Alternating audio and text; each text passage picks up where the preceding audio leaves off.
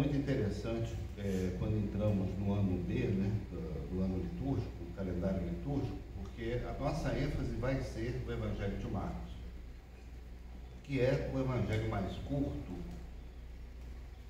mas considerado o evangelho mais antigo, o primeiro a ser escrito, o primeiro a ser publicado, e talvez o evangelho assim mais direto, mais sucinto nas coisas. Ele narra as coisas muitas vezes sem muitos detalhes, porque ele foi escrito para uma comunidade, e dizem que teria sido a comunidade de Roma, foi escrito pelo apóstolo João Marcos, para que ela tivesse assim, um conhecimento mínimo que fosse da vida de Jesus. É interessante porque a narrativa do Natal não aparece no Evangelho de Marcos. A gente não vê nenhuma referência lá aos anjos, aos pastores, né, aos magos, nada disso. O Evangelho de Marcos, ele começa dizendo assim: princípio do Evangelho de Jesus Cristo. E aqui ele tem uma característica que aparece em mais dois outros livros da Bíblia. O Evangelho de João, quando ele diz assim: no princípio era o verbo estava com Deus, o verbo era Deus. Então aparece a palavra princípio. E um outro livro, esse sim, muito marcante também. Qual é esse livro? Gênesis. O livro de Gênesis, exatamente. A narrativa da criação, o início de todas as coisas. No princípio criou Deus os céus e a terra.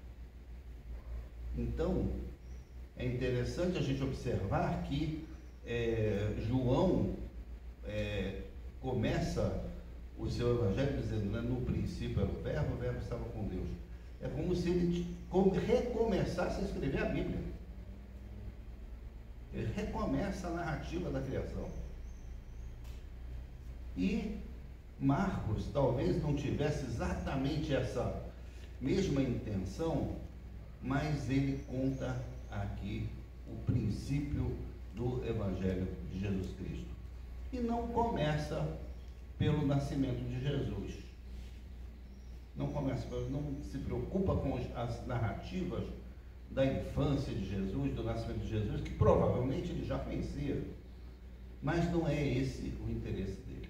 Marcos procura apresentar o Evangelho de Jesus já a partir da pregação, e nem é da pregação de Jesus, mas da pregação do primo de Jesus, João Batista. Mas ele já integra a pregação de João Batista, embora anterior ao ministério de Jesus, e já integra no Evangelho de Jesus, já é parte do Evangelho de Jesus. Essa palavra evangelho, para nós, né, estamos já acostumados a utilizar, né, para nós então é um gênero literário bíblico, não é?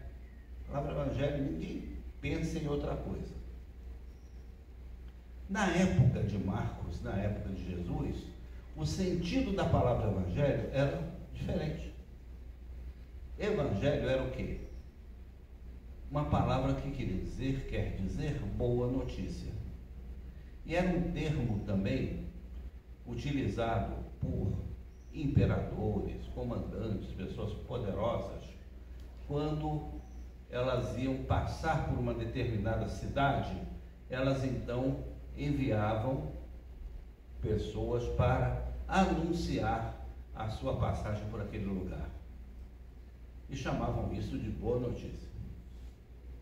Então traçava o roteiro da viagem, e à frente ia uma pessoa conhecida como arauto, né?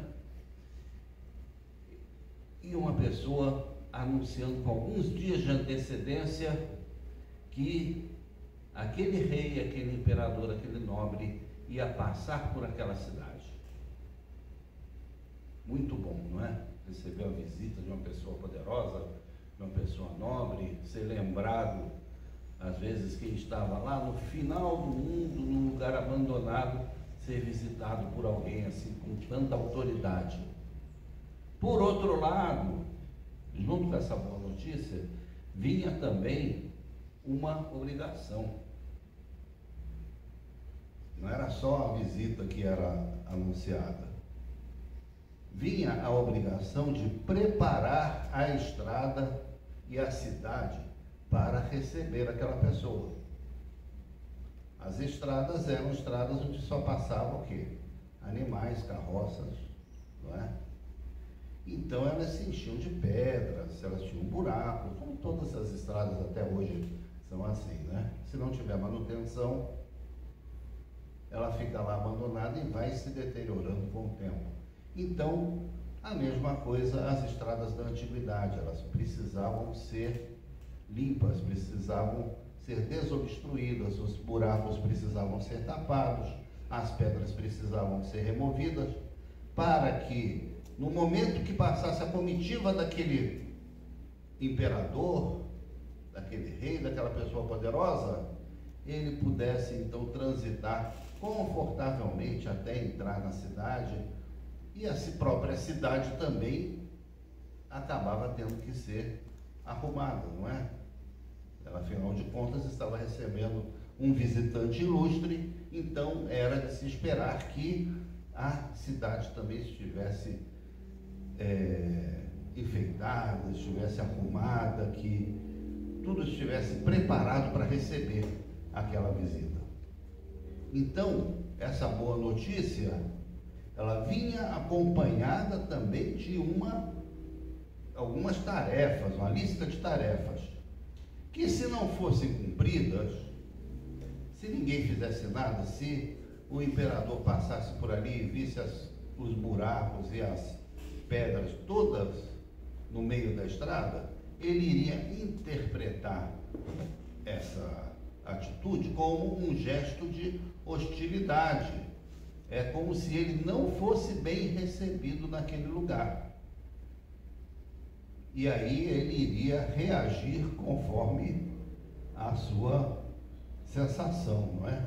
Conforme os seus critérios, conforme o seu arbítrio. A cidade que se preparasse para a reação daquele homem e de suas forças, caso não o recebesse adequadamente. No mínimo, aquela verba lá que o prefeito ia pedir já não ia sair, né? No mínimo, a cidade não ia ter os favores do poder central na hora lá de votar a lei do orçamento, né, Miriam? Até hoje as coisas funcionam mais ou menos do mesmo jeito, né? Então, é muito interessante esse anúncio do Evangelho de Marcos, porque tem exatamente essa mesma estrutura. Ele diz assim: princípio do Evangelho de Jesus Cristo, Filho de Deus. Eis que envio o meu mensageiro adiante de você, o qual preparará o seu caminho. Olha só, preparando a estrada para receber. Voz do que clama no deserto, preparem o caminho do Senhor, endireitem as suas veredas. Era o conteúdo normal de um evangelho anunciado por alguém muito poderoso. E aqui ele está anunciando exatamente aqui, a Jesus Cristo, Filho de Deus. Como é, então, a preparação dessa estrada? Qual é a nossa tarefa, nós que recebemos esse anúncio, nós que recebemos essa notícia da vinda do Filho de Deus? Na antiguidade foi por meio da pregação de João Batista.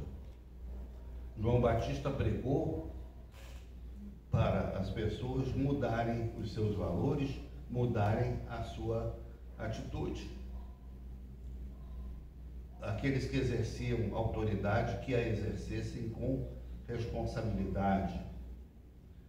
Aqueles soldados que cobravam suborno, e achacavam as pessoas que não fizessem isso, que não agissem com autoritarismo, que não abusassem da violência contra a população só porque tinham o poder das armas.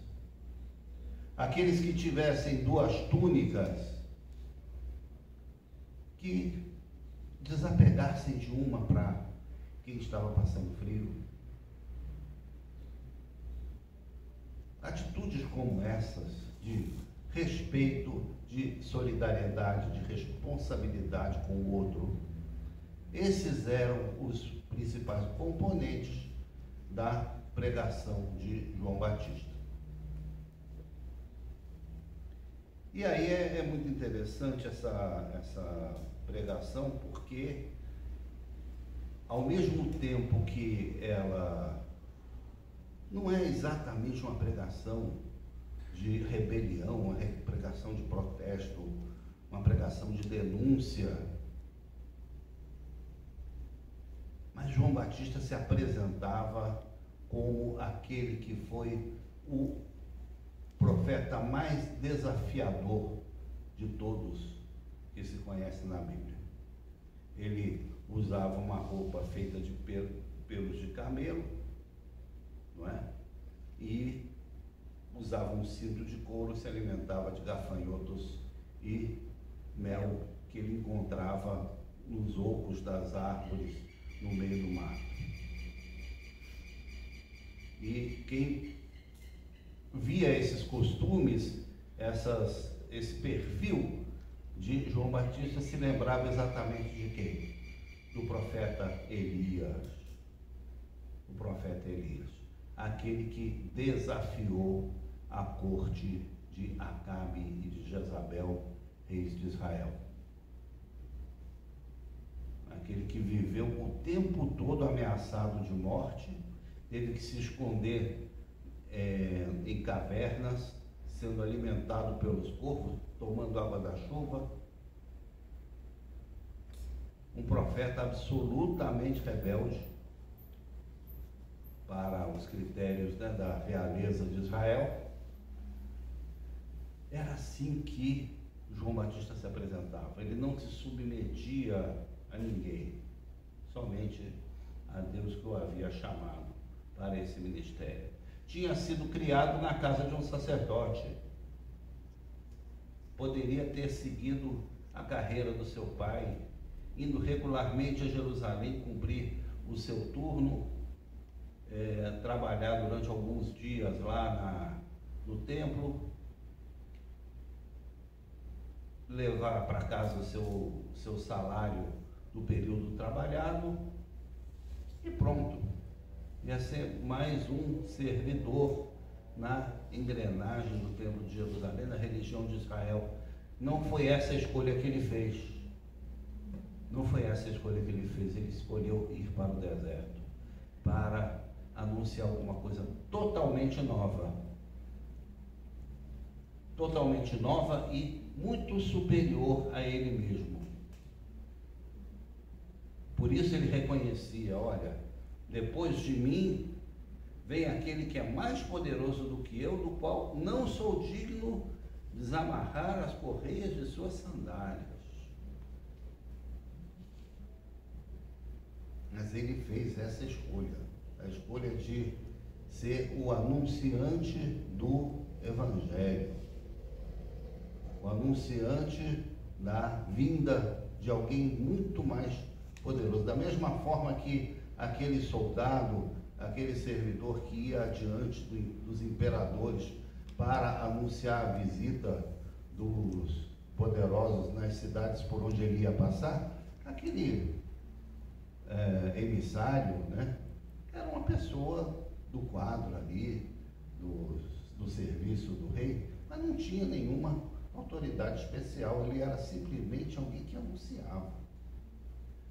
Quem vinha depois dele, esse sim era o detentor do poder. Então, essa mesma figura acontece com João Batista, e é que ele reitera esse mesmo papel, que ele mesmo não tinha autoridade, que ele mesmo não era o verdadeiramente poderoso, muito mais poderoso era quem viria depois dele.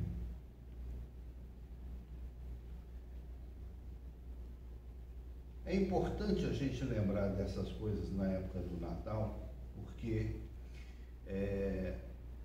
o Natal virou, de certa forma, né, uma história infantil, né? É uma história que tem elementos mágicos, que tem anjos, que tem pastores, tem anjos que cantam, tem reis que vêm de um país distante, pessoas simples, uma viagem no meio da noite, de uma cidade para outra, com uma mulher em vias de dar à luz. Eu sempre digo que essa viagem só pode ter sido ideia de José. Maria, por ela, jamais faria uma viagem dessa com a barriga daquele tamanho. Vai viajar agora? Não. Mas prevaleceu, né, a decisão do esposo. A história do Natal, então, ela é emocionante, ela tem lances, inclusive, de ação, de perigo, de suspense, né? Quando Herodes ameaça as crianças, então o recém-nascido, né, junto com os pais, tem que fugir no meio da noite para ultrapassar a fronteira do Egito, exatamente ali naquele lugar onde hoje também as pessoas, para fugir da destruição de Gaza, têm que passar na fronteira do Egito. Eu não sei se Jesus passou pela passagem de Rafa, né? Mas passou ali por perto, com certeza, porque além daquele território, ele poderia estar livre, então, do alcance das forças de Herodes. Hoje, milhares de pessoas tentam escapar pelo mesmo lugar para garantir as suas vidas. Algumas, inclusive, vieram para o Brasil. A história,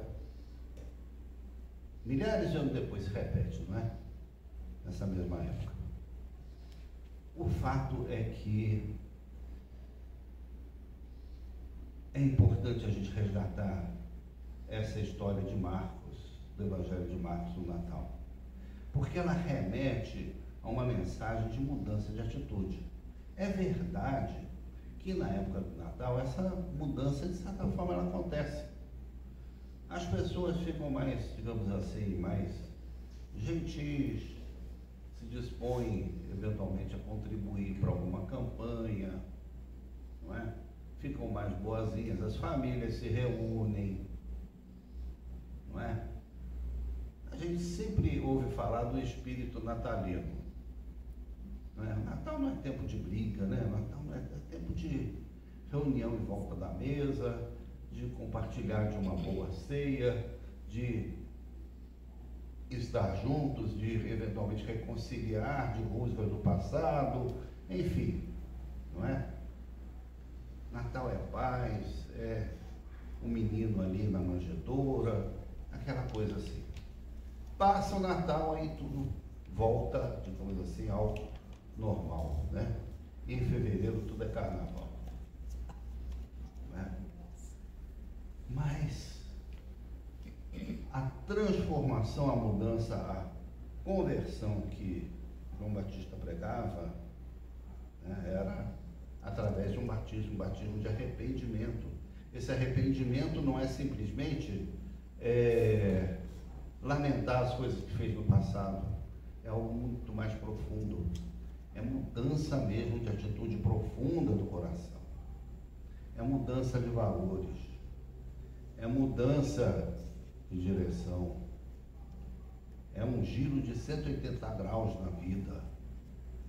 180, viu, gente? Porque tem gente, eu já vi várias pessoas anunciando que tinha dado um giro de 360 graus na sua vida. Se ela fez isso, ela voltou exatamente no lugar, na direção que ela estava.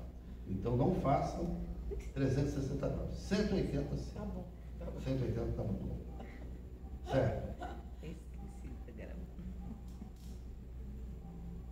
Jesus chegou pregando o batismo de arrependimento, mas ele mesmo diz: olha, isso não é tudo, isso é só o começo.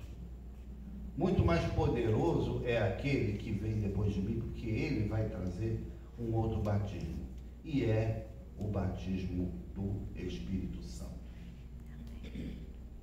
Batismo do Espírito Santo. Essa expressão assim tão rica de significados nas nossas igrejas, mas aqui no Evangelho de Marcos vamos compreender bem qual o sentido do batismo com o Espírito Santo. É que o Espírito Santo é alguém que opera no nosso coração e que vai muito além da nossa boa vontade. Nós podemos mudar de atitude e é importante a gente ter a vontade de mudar, a vontade de se libertar, a vontade de crescer, a vontade de ser uma pessoa melhor, claro. Mas esse propósito só se viabiliza por meio da ação do Espírito Santo na minha vida, na sua vida, nas nossas vidas. Porque ele é muito mais forte, ele é muito mais poderoso do que a nossa boa vontade. Nós somos limitados, a gente tem que reconhecer. Por isso nós necessitamos do batismo com o Espírito Santo prometido por João Batista e realizado por Jesus Cristo.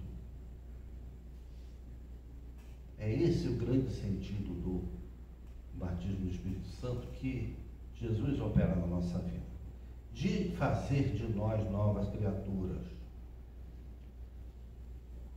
Nós estamos chegando no fim do ano e é muito comum a gente fazer uma listinha de compromissos para o ano que vem,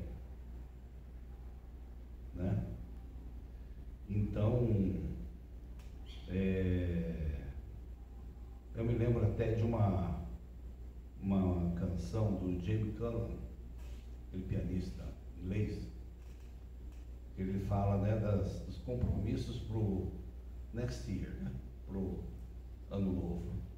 Visitar mais a tia dele, né, velhinha, fazer companhia para ela, tomar menos uísque e outras coisas que ele coloca na listinha dele, mas que no fim das contas ele duvida que ele vai realmente fazer. Nós temos as nossas listinhas também, né? Voltar para a academia, emagrecer, etc. A minha lista já começa por aí. Mas Jesus vai muito além da nossa listinha. Jesus quer nos transformar em novas pessoas. Jesus quer ser um novo começo na nossa vida. E esse tempo de Natal nos traz exatamente essa mensagem, a mensagem de João Batista, a mensagem de Jesus Cristo, a mensagem de todos aqueles que foram impactados pela chegada de Jesus Cristo e que hoje também aguardam o retorno de Jesus Cristo em outras circunstâncias, numa outra situação. E aí nós somos aqueles que anunciam esse retorno, nós anunciamos que Jesus irá voltar. E que da mesma forma que João Batista pregava mudança de vida para as pessoas do seu tempo, nós também pregamos. Pregamos mudança, pregamos vida nova, pregamos um batismo, que é por meio da água, mas acima de tudo é por meio da ação do Espírito Santo nas nossas vidas. Na minha vida, na sua vida também. Então vamos ter essa consciência agora no Natal, não é? Nada contra os festejos, nada contra as reuniões de família, nada contra as ceias, mas vamos fazer tudo isso não como um fim em si mesmo, mas como uma oportunidade para a gente estar lembrando de tudo aquilo que Jesus quer realizar na minha vida e na sua vida também. Amém?